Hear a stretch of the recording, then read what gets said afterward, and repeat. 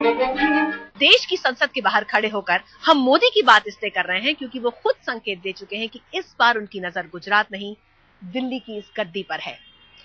गुजरात के विकास के जिस मॉडल को मोदी हिंदुस्तान के विकास का मॉडल बनाना चाहते हैं, कितना कारगर है वो? क्या वाकई देश को उसी मॉडल की जरूरत है? इसी पड़ताल में निकले हैं हम गुजरात के सफर पर और आज जाएंगे दक्षिण गुजरात मेरे साथ।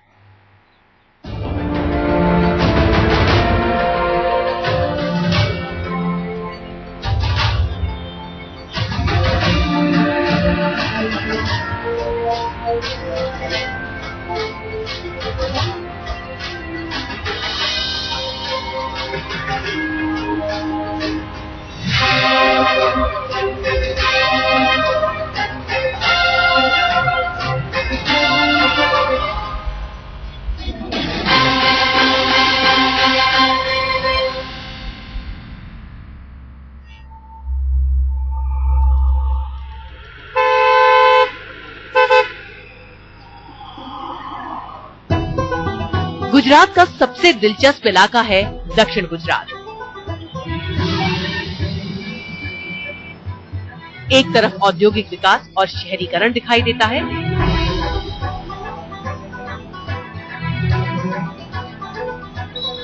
तो दूसरी तरफ शहर के शोर शराबे से कोसों दूर सदियों पुरानी परंपराओं में बंधे आदिवासी।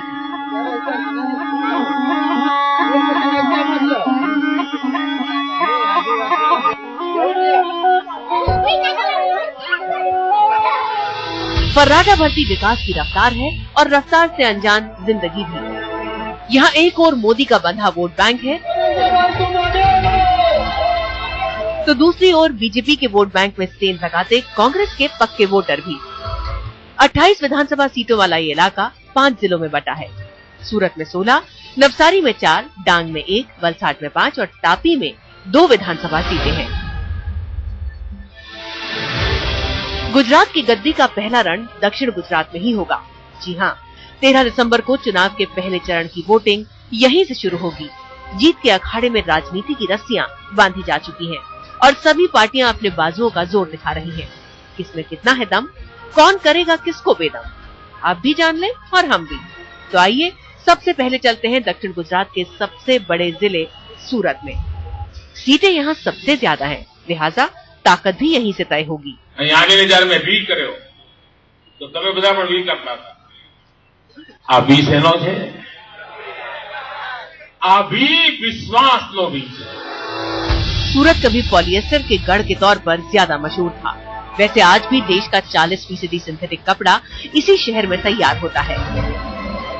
शहर में दिन रात चलती करीब 6.5 लाख पावर लूम मशीनें और 400 से ज्यादा टेक्सटाइल मिल्स लगभग 17 लाख लोगों को रोजगार देती हैं। पिछले कुछ साल में केमिकल डाइज, गैस और बिजली की बढ़ती कीमतों और दुनिया भर में छाई मंदी की मार का असर इस उद्योग पर भी पड़ा है। क्या है, अभी कारीगर वर्कर्सों का बहुत प्रॉब्लम हो गया है, क्योंकि जो ओडिशा से जो कारीगर आते हैं, ओडिशा वहाँ सब्सिडी शुरू हो गई है, तो कई लोगों ने, सूरत वाले ने भी कई जगह ओडिशा में बड़ी बड़ी पावर लूम से डाल दी है। मामला लाखों की जिंदगी से जुड़ा है, लिहाजा सियासत का रंग चढ़ना लाजमी है। इस उद्योग की परेशानियों को अपने वोटों में तब्दील करने के लिए कांग्रेस के पास कई बड़े वादे हैं। हम ये चाहते हैं कि महाराष्ट्र सरकार जो बिजली टेक्सटाइल उद्योग को 3 रुपया 2 रुपया 60 पैसा से देती है, आज 3 रुपया डिफरेंस है यहाँ सूरत और भिवंडी में, बॉम्बे में। तो हम ये चाहेंगे कि हम जो सरकार आएंगे 2013 में, तो वही रेट से हम टेक्सटाइल उद्योग को सूरत में बिजली देने वाले हैं। लेकिन मोदी सरकार का रुख इस पर बिल्कुल साफ है। विकास और सब्सिडी साथ साथ नहीं चल सकते। 24 घंटे चलने वाली इन टेक्सटाइल मिल्स को जाहिर तौर पर पावर सप्लाई की जरूरत भी 24 घंटे की ही होती है। लेकिन गुजरात में ज्यादातर पावर लूम्स और टेक्सटाइल मिल्स सब्सिडी का बहुत ज्यादा फायदा नहीं उठा पाते। मोदी का उसूल बड़ा साफ है, अगर धंधा चोखा है तो फिर सब्सिडी की जरूरत ही क्या है। ये जो पॉलिटिकल निर्णय करने की वजह से वो जो प्रॉब्लम है, बाकी के स्टेट के अंदर जो पावर नहीं मिल रहा है, उसका कारण ही यही है कि पॉलिटिकल निर्णय किया गया, लोगों को पैसे माफ कर दिए गए या फ्री में दिया गया, उसकी वजह से आज उनको पावर नहीं मिल रहा। यहाँ पर जो शिस्त है, जो डिसिप्लिन बनाई हुई है कि पहले तो वायबल होना चाहिए, तो ये वो लंबा चलेगा। ये अच्छा सच है कि सब्सिडी और किसी खास सरकारी मदद के बगैर भी गुजराती कारोबारी अपने दम पर बिजनेस चमकाने का मादा रखते हैं। लेकिन पिछले कुछ वक्त से पनपती एक समस्या का समाधान यहाँ के फैक्ट्री मालिक भी नहीं ढूंढ पा रहे हैं। टेक्सटाइल उद्योग में काम करने वाले करीब 80% मजदूर बिहार, उत्तर प्रदेश और ओडिशा जैसे दूसरे राज्यों से आते हैं। 12-12 घंटे काम करने वाले ये मजदूर ही इस उद्योग की रीढ़ की हड्डी हैं। लेकिन धीरे धीरे न सिर्फ प्रवासी मजदूरों का आना कम हो रहा है, बल्कि कई मजदूर तो पलायन तक कर रहे हैं। शहर जाना भी आने मजा आता हम लोगों को, हमने रहने अब ऐसे बेजमारी ज्यादा हो गया है। मान लो काम का बढ़ गया है और आदमी कम रखते हैं, काम ज्यादा हो जाता है। सवाल ये है कि आखिर क्यों लोग अपनी सालों की नौकरी छोड़कर भाग रहे हैं। जानने के लिए हमने रुख किया मजदूरों की बस्ती का, और सामने आई वो तस्वीरें जिससे मोदी के विकास के पोस्टरों का रंग बदरंग होता दिखता है। हम पहुंचे सूरत में मजदूरों की बस्ती पांडेसरा में। कचरे के ढेर, हर तरफ गंदगी, मकानों के नाम पर खड़े आधे अधूरे ये ढांचे। सुख भले ही आसपास न फटके, लेकिन बस्ती का नाम सुखी नगर जरूर है। सूरत के विकास की एक तस्वीर और भी है जिसे ना तो कोई देखता है और ना ही देखना चाहता है। मोदी के विकास की बयार यहाँ किसी को छू तक नहीं पाई है। चलने के लिए सड़क नहीं है, पीने के लिए पानी नहीं, और सर ढकने के लिए जो छत है उसका होना न होना बराबर ही है। यहाँ हमारी मुलाकात हुई मुकुंद ठाकुर से। 14 साल पहले रोजी रोटी की तलाश इन्हें बिहार से हीरा नगरी सूरत ले आई। गैराज नुमा जिस कमरे में बमुश्किल एक गाड़ी फिट आ पाए, उसमें मुकुंद अपने 3 साथियों के साथ रहते हैं। पैर फैलाने की जगह भले ही सिमट जाए, किराया तो बढ़ जाता। वैसे दिन के 12 घंटे तो मिल में ही निकलते हैं। सिर्फ 12 घंटे शाम को जाना, 12 घंटे की ड्यूटी करना और सुबह आ जाना। कोई मदद नहीं करता, ऐसा कुछ नहीं होता है। उस दिन का पगार कर लिया जाता है, ऊपर से अगर 2-3 दिन नहीं जाते हैं तो नौकरी से निकाल दिया जाता है, फिर अपने दूसरा नौकरी का बंदोबस्त करना पड़ता है। सूरत के ज्यादातर उद्योग बाहर से आने वाले मजदूरों के सहारे ही चलते हैं, और परदेसी होने का दर्द इन मजदूरों से ज्यादा शायद कोई नहीं समझ सकता। अपने राज्य में, अपने गांव में जीने के कोई साधन नहीं है, और परदेश में जीने के साधन तो हैं, लेकिन जीने जैसी सूरत नहीं है। हम सुखी नगर से लौटने को थे कि अचानक मची अफरा तफरी ने हमारे कदम रोक दिए। ये भगदड़ थी पानी के लिए। पता चला कि सुखी नगर और उसके जैसे तमाम इलाकों में पानी 24 घंटे में सिर्फ एक बार आता है, और वो भी 2 घंटे के लिए। ऐसे में जिंदगी की एक एक बूंद को तरसते लोग व्यवस्था और वोट दोनों से ठगे जाएं, तो मोदी के विकास पर सवाल कैसे ना उठे। बहुत मगजमारी होती है, मारा पीटी होती है, झगड़ा तक होती है, पानी नहीं मिलती है बराबर। चुनाव होता है तब सारे नेता आते हैं, मेरे को वोट दीजिए, मेरे को वोट दीजिए, देने के बावजूद भी कोई काम करता ही नहीं है। इसी असंतोष को भुनाने की कोशिश में केशुभाई की नई नवेली गुजरात परिवर्तन पार्टी भी है। लेबर है वो आउट ऑफ गुजरात से आ रहे हैं, उड़ीसा से आ रहे हैं, यूपी से आ रहे हैं, मध्य प्रदेश से आ रहे हैं, अलग अलग इलाकों से आ रहे हैं। उनके लिए यहाँ जहाँ भी रह रहे वहाँ कोई फैसिलिटी नहीं मिल रही है, आज तक नहीं मिल रही है। बहुत सारी बातें हुई, बहुत सारे फंक्शन हुए, बहुत सारे सब प्रॉमिस दिया है। गुजरात परिवर्तन पार्टी वादे तो बहुत कर रही है, लेकिन राजनीति के पुराने खिलाड़ी केशुभाई अच्छी तरह जानते होंगे कि चुनाव में कभी 2 और 2 4 नहीं होता। जानकार तो यही कहते हैं कि ये वादे केशुभाई को कम और कांग्रेस को ज्यादा फायदा पहुंचाएंगे।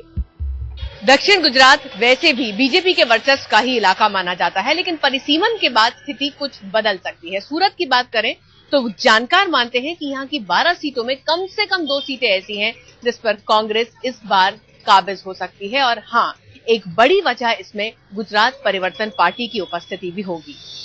टेक्सटाइल उद्योग के बाद हम निकल पड़े उस उद्योग की तरफ जिसने सूरत को दुनिया के मंच पर चमकाया है।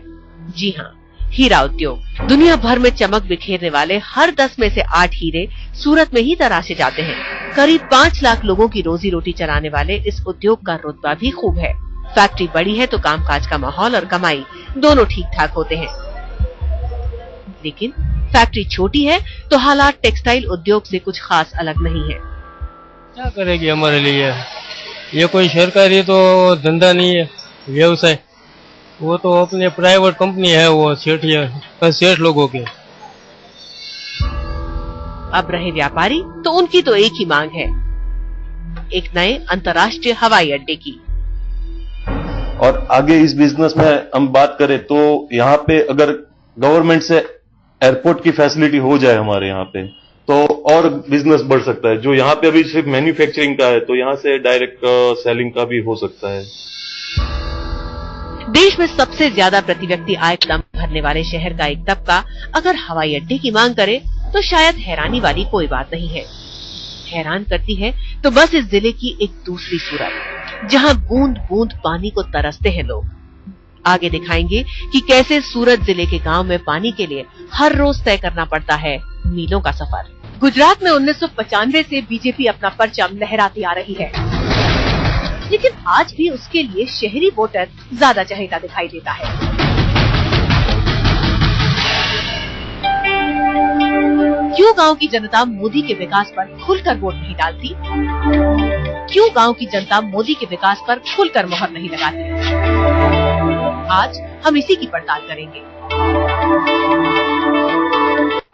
गांव की तरफ रुख किया ही था कि एक के बाद एक सर पर पानी के मटके भरकर लाती महिलाओं पर हमारी नजर टिक गई।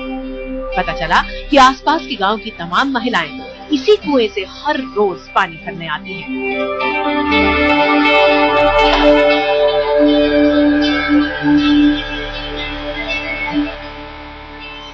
सूरत की चकाचौंध से निकलकर बस आपको थोड़ा आगे जाना है, गांव का रुख करना है। कुआट, कपासी, कुटियाना जैसे तमाम गांव हैं जहां लोगों की सुबह की शुरुआत होती है ऐसे कुओं पर आकर पानी भरने से।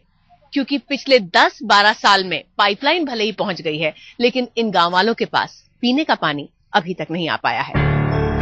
कागजों पर तो इन सब के घरों में नल है और पाइपलाइन भी पहुंच चुकी है, लेकिन छोटी बड़ी जरूरतें पूरी करने के लिए कुएं पर आना इनकी मजबूरी है। पीने का पानी आता है लेकिन वो स्वस्थ नहीं है, गंदा होता है। पानी की इतनी शिकायत सुनने के बाद हमें लगा कि किसी गांव में जाकर हालात का जायजा लेना जरूरी है। लिहाजा चल दिए दोबारा गांव की ओर, लेकिन इतना मानना पड़ेगा कि सड़कों की हालत से ये अंदाजा लगाना नामुमकिन था कि हम वाकई ग्रामीण इलाके में हैं। बिजली, सड़क, पानी, हिंदुस्तान के कई इलाकों में पिछले 60 सालों में ये भले ही आज भी चुनावी मुद्दे बने हुए हों, लेकिन गुजरात की कहानी कुछ अलग है। मोदी को इतना श्रेय तो देना ही पड़ेगा कि बिजली से लेकर सड़क तक तो उन्होंने गांव में पहुंचा दिया है, लेकिन कई इलाकों में पीने का साफ पानी आज भी हर रोज की एक समस्या बना हुआ है। पानी की समस्या को टटोलते हम पहुंचे कुआट गांव। इसमें कोई शक नहीं कि गांव में खुशहाली हर तरफ नजर आती थी और आराम के तमाम साधन भी, लेकिन धर्मिष्ठा बेन के घर में घुसते ही समझ में आ गया कि गांव में पानी का कितना बड़ा संकट है। कितने रुपए में आती है एक बोतल? 15 रुपए में एक बोतल आती है। और वो कितने दिन चलती है? 2 दिन चलती है। अच्छा, और ये वो जो पीने का खरीदने वाला पानी होता है वो क्या बराबर आता है या वो भी अच्छा नहीं आता, वो भी गंदा है। सरकारी मदद ना सही, कुआं तो है, कम से कम धर्मिष्ठा के घर वालों की प्यास तो बुझा ही देता है ये कुआं। जरा सोचिए, अभी हम शहर से 50 किलोमीटर दूर भी नहीं निकले हैं और पानी की किल्लत का ये नजारा। हम देश के किसी पिछड़े हिस्से में तो नहीं है, हम तो ऐसे राज्य में हैं जिसकी तर्ज पर मुख्यमंत्री नरेंद्र मोदी पूरे देश के विकास को ढालना चाहते हैं।